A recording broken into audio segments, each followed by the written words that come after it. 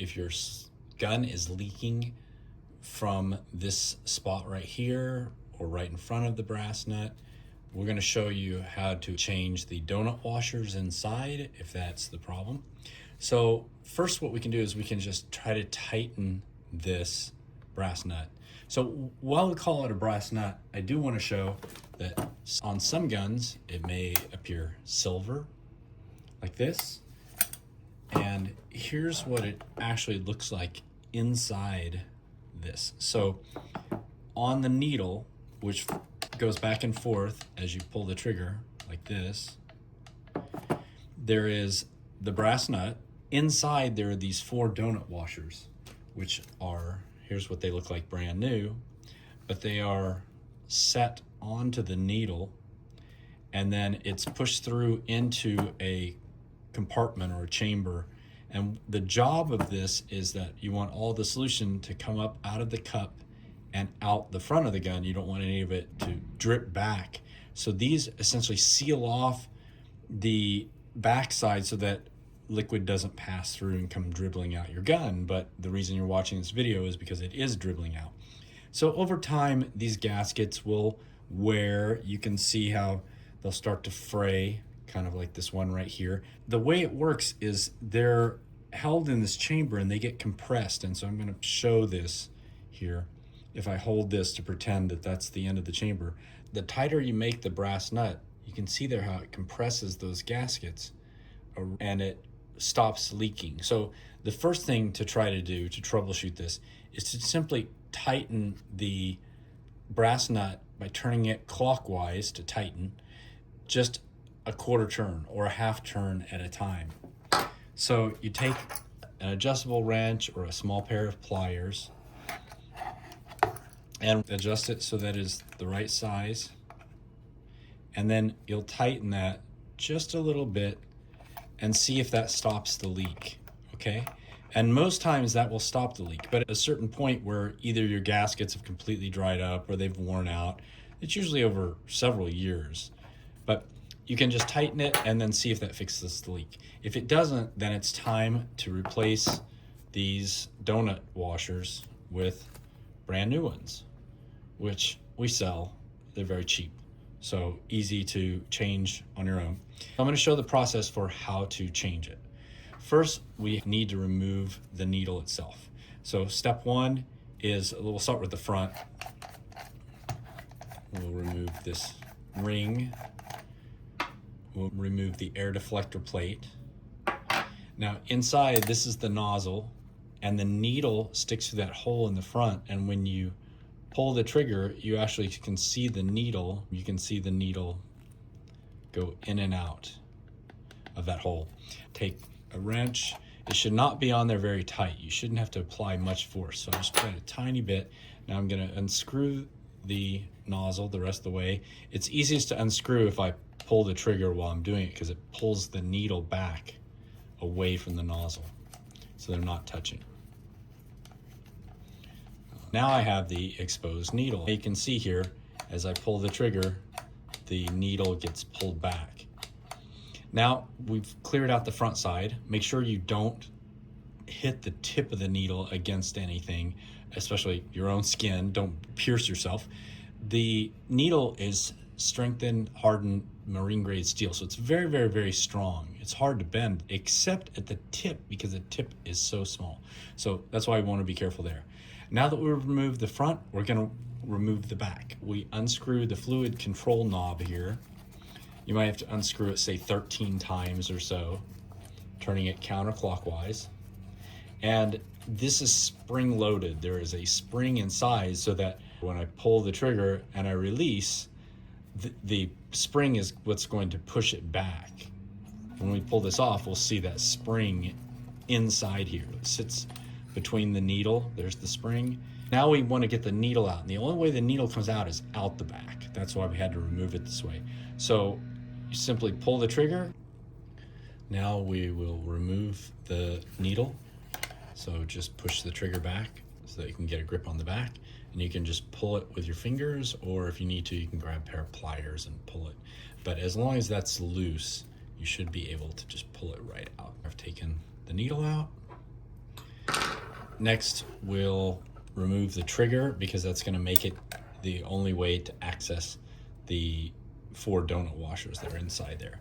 The trigger sits on this hinge pin in the middle here that it makes it rotate, and we're going to push on one side while we pop this off of the other side. You can't really do it with your fingernail. You need either a flathead screwdriver you can wedge in there, or you could do it with a pair of needle nose pliers. I'm going to just use a screwdriver here. I'm going to leave my finger on this back side to hold the hinge pin and pry this up and off over that. Oh, you can see this one wants to come off the other side. You can do it from either side, so I'll do it there on this side.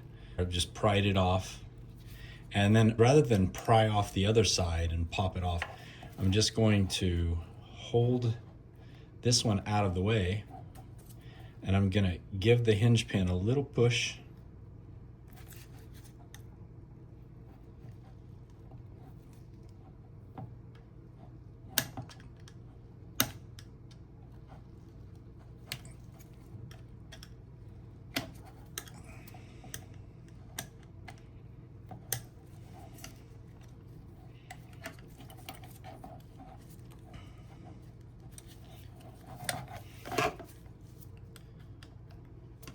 Let's pry off the other side.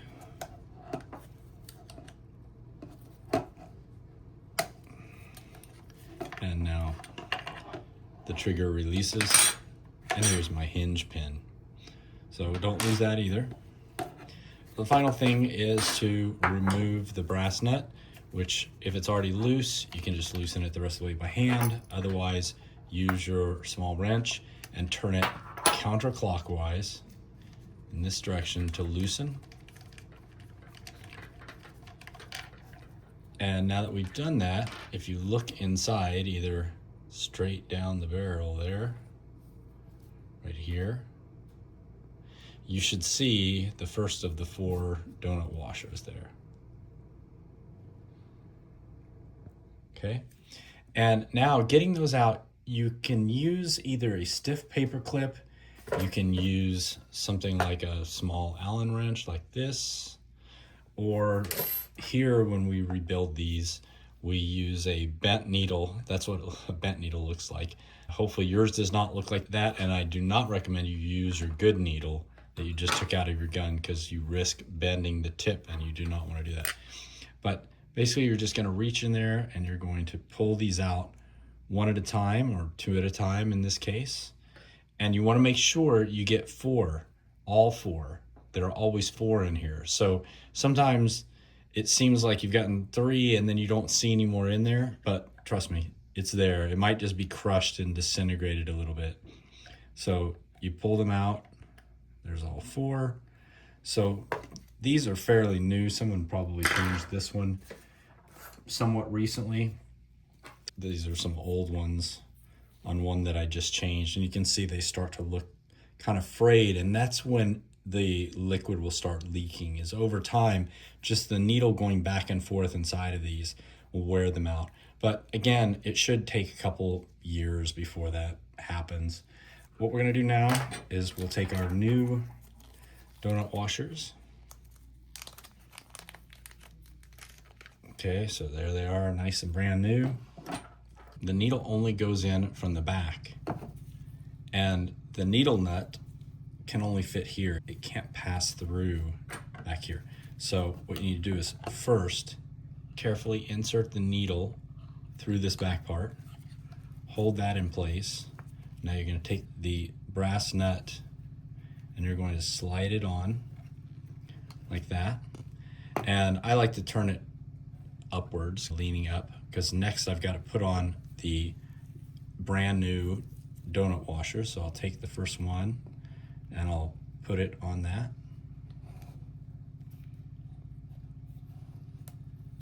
Like so. Slide it on a little bit. Now I'll do number 2. And just repeat number 3 and number 4.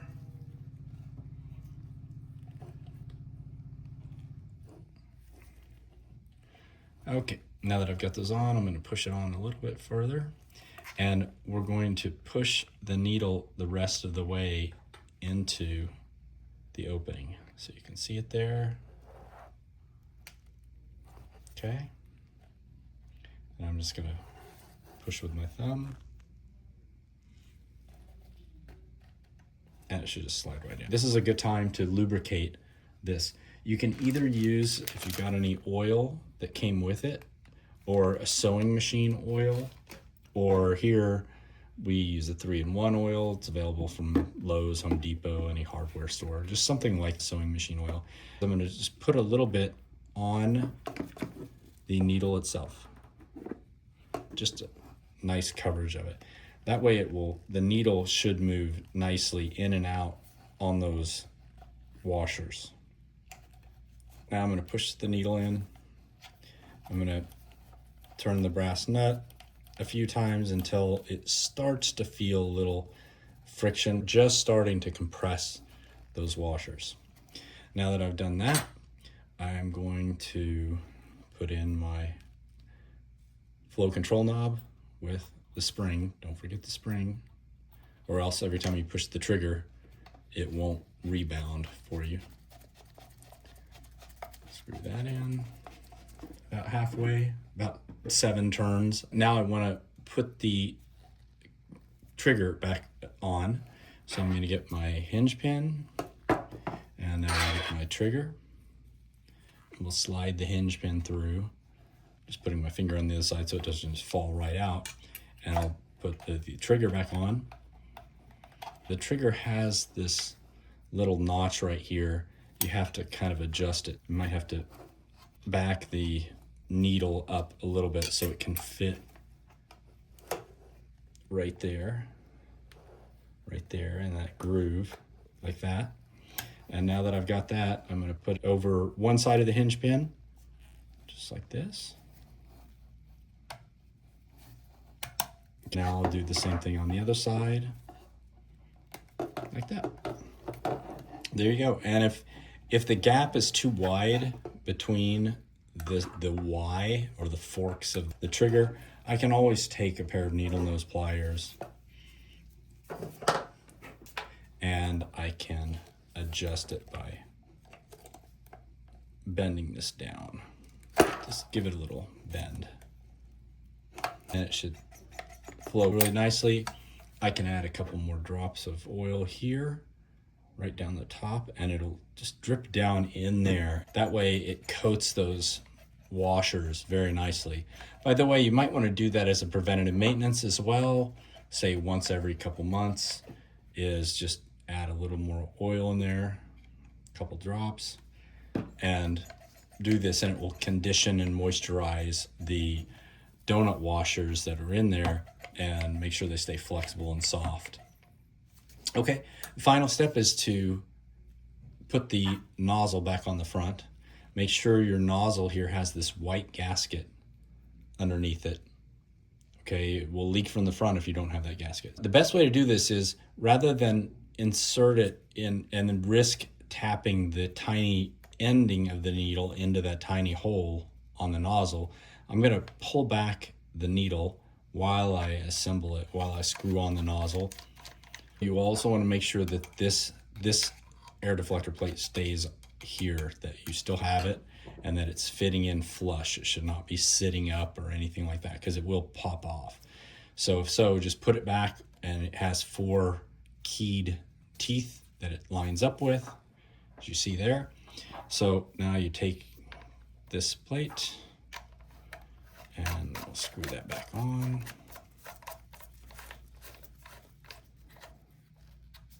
And just get it lined up how you like again. So that's perfect. And that's all there is to it. Oh, now we want to tighten this back to the proper tightening. So I'm just going to get the trigger out of the way, and I'm going to turn this clockwise. Now we need to tighten the brass nut. So I'm going to get the trigger out of the way, and I'll turn it as far by hand as possible, which is already that far. And then I'm just going to give it some more turns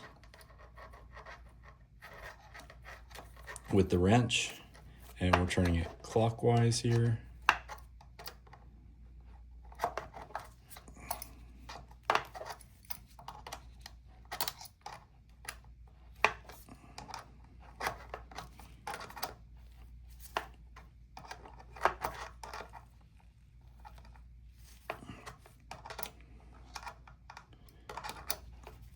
And then once we start spraying, we can make sure that it's not leaking. So if it's leaking, just tighten it up a little bit more. Then we're going to make sure our flow control knob is turned in the proper depth, because if we leave it like this and you have this much travel, then you're going to have tons of solution coming out, way too much. And as you learned in our training, the best technique for the one-time setup of the gun is to turn the flow control knob all the way clockwise until it bottoms out. It's basically pushing further and further up against the trigger. So the further you turn the flow control knob in, the less the trigger can be pulled, until eventually it bottoms out up against the trigger. And see, I can't pull the trigger at all. So now you want to back it off, say 1 to 2 turns, until you get a good amount of spray coming out. You can adjust that, obviously, when you have solution in and your compressor turned on and the hose connected. Then you can adjust that and mark it with a Sharpie marker if you like. And that's it. Now you have brand new donut washers replaced in your gun, and it should no longer leak from this spot.